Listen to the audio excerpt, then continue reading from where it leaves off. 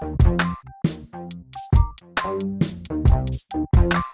here with the Digital Digest, and today I wanted to share my full review, the digitally digested segment for the Samsung Z Flip 5. Now, this phone retails for $999. This is the gray variant, 512 gigs of internal storage, and for those of you wondering whether or not the Flip 5 is worth an investment, I believe it is one of the most desirable foldables ever made. And that really began with the first generation, which I did purchase and use as a daily driver until I ended up giving it to a family member. And that same family member is now trading in their Flip 3 to move to the Flip 5, which was a deal that you just could not look past. $700 trade-in value and a leap in terms of maturation from the 3 to the 5. Now, the first thing I'll point out, and this is applicable to the 4 as well, is that we have a much bigger cover display. And the cover display that you see me in right now, my reflection, is now moving from a 1.9-inch display to a 3.4-inch display. The only device that is a foldable that is comparable to this is the Razr Plus, which has a generation older processor than the Snapdragon 8 Gen 2 you'll find in here. It does have a larger battery, but of course it also does not have, in my opinion, even though I haven't reviewed it, the durability and of course the very mature One UI that is ultimately a selling point just as much as the foldable form factor that this offers. So you have a 60 hertz, for those of you wondering, 720p 3.4-inch display here is the cover display. But in order to truly unlock the functionality of this, if you want it to really be a second display that can do everything the internal 6.7-inch 120 hertz display can do, then you'll have to install Samsung's Good Lock app. Now, this is not a new thing. This was the same of the previous generation, the Flip 4. But that's just something you need to know. And that doesn't mean that you can't get a lot done with this. I mean, one of my favorite things that you can do with the cover screen is, of course, just turning on that camera, if I could get it to enable there. And once you have that opened up, now that we have this giant display compared to the previous generation, forget if I show you the Flip 3. I mean, this was just ever so slightly expanded from the first generation, which was certainly better. But now we really have something usable. And I say that because if you wanted to use this for selfies, you have that ability. As you can see, I'm ready to take a still. I can put it down like this, be hands-free, and that is great. And we can also shoot video. We can also go into the portrait mode. And, more customization is, of course, possible. And this is something I can't do with my much more expensive and, in my opinion, more powerful, even though it shares the same processor, but has more RAM with the Fold 5. Ignore that I'm using a Fold 4 case right now temporarily. But that's one of the things I really love about the expanded cover display. But of course, if you want to use this as a full-featured, essentially second screen, even though it's on the exterior, again, Good Lock opens up that capability. Other things you should know about this device, which are critical here in the 5th generation, I would say arguably even more important than the expanded cover display, even though this will change the way you inherently use the device, is the new Hinge. Now, many people are focusing on the fact that it is now flush, as opposed to the old Hinge, which of course was not. But I'm going to tell all of you right now that while that might be an aesthetic change you appreciate, the real difference here is going to be durability. I say that because if you follow my channel, you already know both my Fold 3 and 4 had hardware issues. They were no fault of my own. I didn't drop them, get them wet, none of the above. And, the Fold 3, I went through a nightmare, and now with the Fold 4, I'm still waiting for a theoretical refund. It's been more than the estimated time, but just something to be aware of. Do yourself a favor, have insurance on any device that's $1,000 or up. You should in this day and age, but especially on foldables, no matter who the manufacturer is. So when we compare these two, again, a big leap because this had a, I believe, 3,300 milliamp hour battery. This has a 3,700 milliamp hour battery. Keep in mind, that's the same size as the Flip 4, so less of an upgrade. But the Hinge and the cover display are unique to this generation. We still have an IPX8 rating for water resistance. That means this can be submerged, fully submerged, in water for up to 30 minutes. But, there is a depth rating. I still don't recommend ever getting these devices wet. Samsung's just putting that out there for those of you who want to, live with a little more confidence, but just have insurance. Do yourself a favor. Your power button, as well as your fingerprint scanner right there, it works perfectly. Volume rocker, we come around to the bottom of the phone.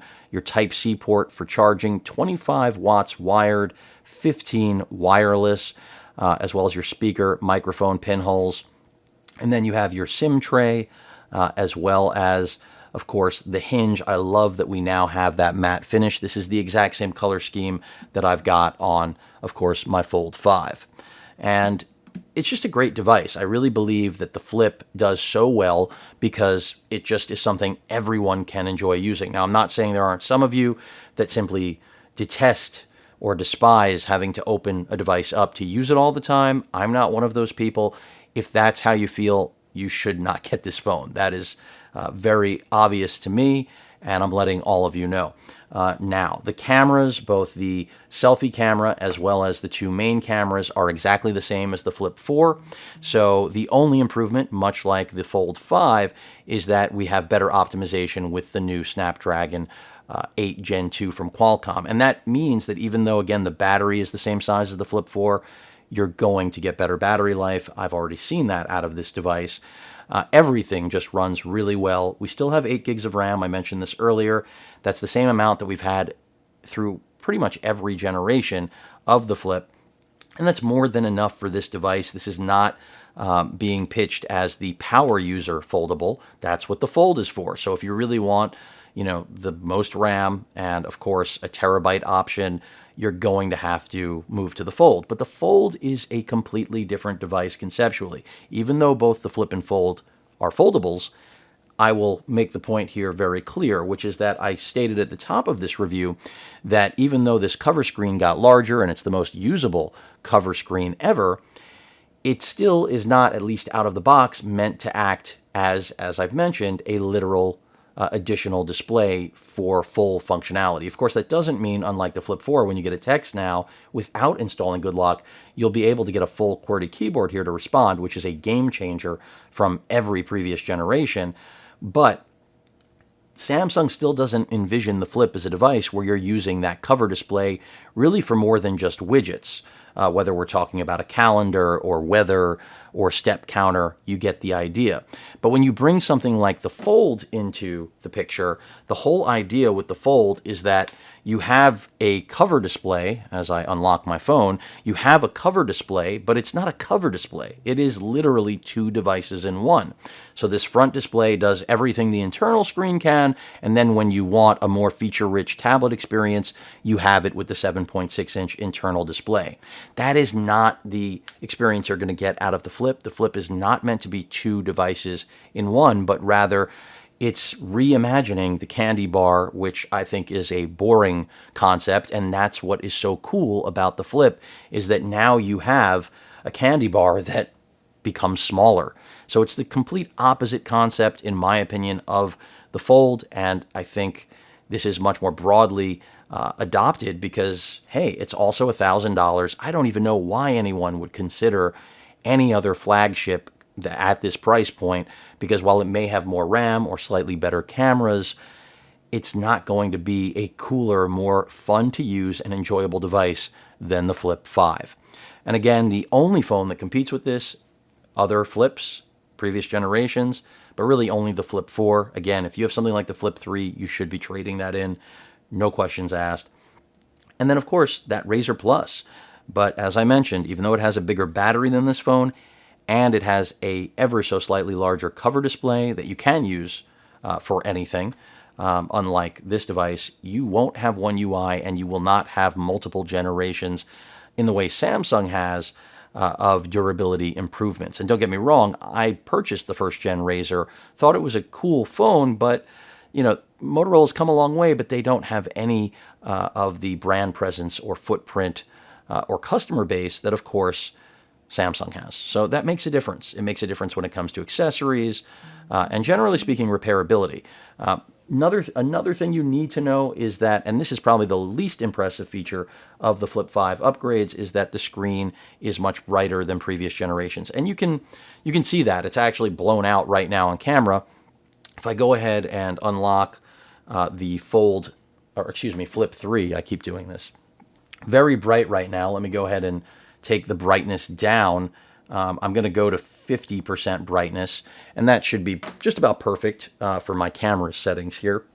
Now we're going to do the same on the Flip 5, and, well, the Flip 5 is already at 50% brightness. Now, you should see a difference here. I do in person, but of course, if I take it up to 100%, they're both just going to be totally blown out. But let's do it anyway. Let's go to 100%, just about, and 100%. And, I mean, I see through the course of the video that even the cover screen's a little blown out. Now, again, I see this as the least upgrade-worthy element.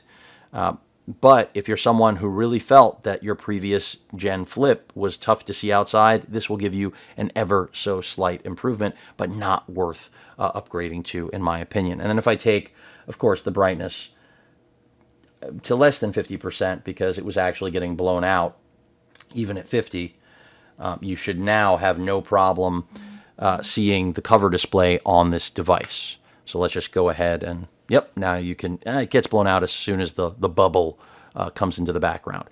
But again, call quality is very good here. Not much has changed in that department.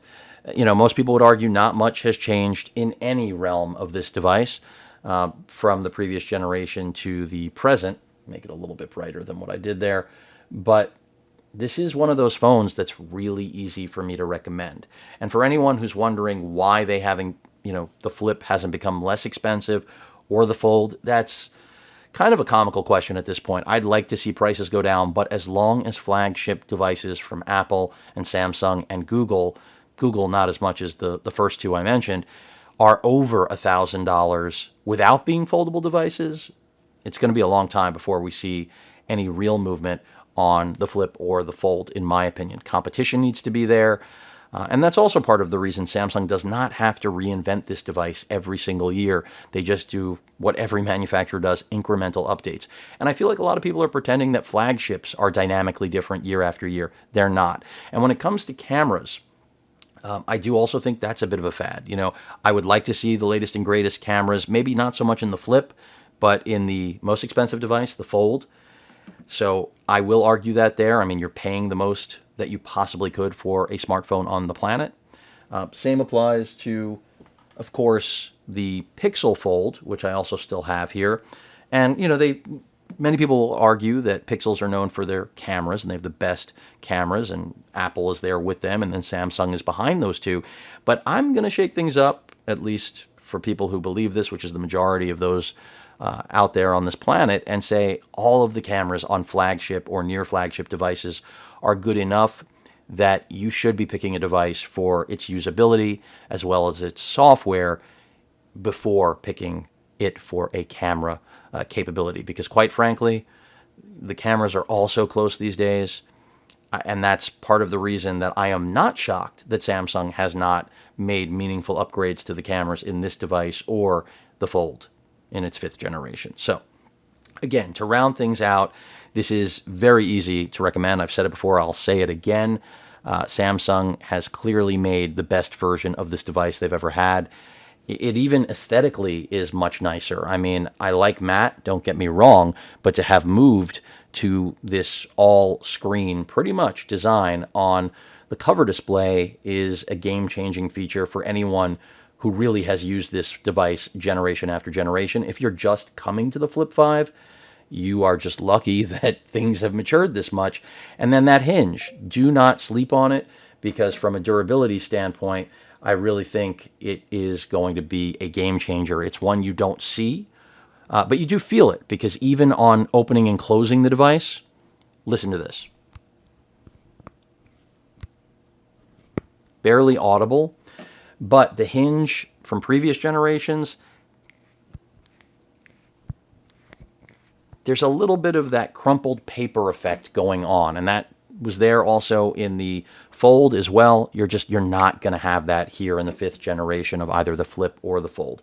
So really easy for me to recommend. I think this is actually one of the best devices on the market because of its broad popularity and adoption and price point. And while it doesn't blow away the competition with specifications, don't forget it has the Snapdragon 8 Gen 2 in there, which is a best-in-class chip. It's not the newest chip. I mean, once the S lineup gets its update, there will likely be a new processor there, of course, but it is the newest chip right now here in 2023 in the month of August still. So it's got the chops to be best in class at launch, and at $999, they didn't have to stick that in there. But Samsung does want these devices to continue to be premium experiences, and that is a smart move. So overall, the Z Flip 5 is one of the best devices on the market. I personally prefer the Fold form factor and capability, but this would be an ideal backup phone for me. And that's why I started with the original Flip, because it was a great phone.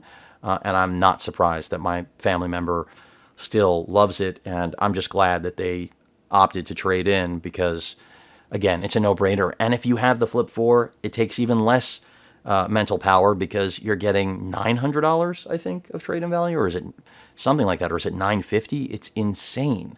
I mean, you're practically getting a new device for free. And if the only thing that had changed was the hinge and a spec refresh, folks, that's what you generally get with candy bars. So this idea that the wheel needs to be reinvented every time Samsung brings out a new Fold and Flip, I'm a little lost, because what has Apple done lately that's new in their devices on their refresh year after year? And what has Samsung done? I mean, again, improving cameras is nice, but we do eventually come to a point where they're starting to blow smoke, if you catch my drift. Great phone. The Flip 3 was good too. And don't forget that every year before the launch, you generally can get great deals on older Flips. I can't say that of the Fold. Sometimes those roll around, and those are phenomenal opportunities to get trade-in value if you want to make this device even more affordable. But if you're coming from Apple, you're going to get amazing trade-in value as well. If you're coming from a Pixel, you're going to get very good trade-in value there too. Better than any other manufacturer is willing to offer, and that's because Samsung knows that's a very easy way to make an expensive device not expensive. And that applies to the Fold as well. Great phone again. Any questions or comments, please feel free to post them. Hit that like button. And as usual, please feel free to subscribe, and please stay safe. Later.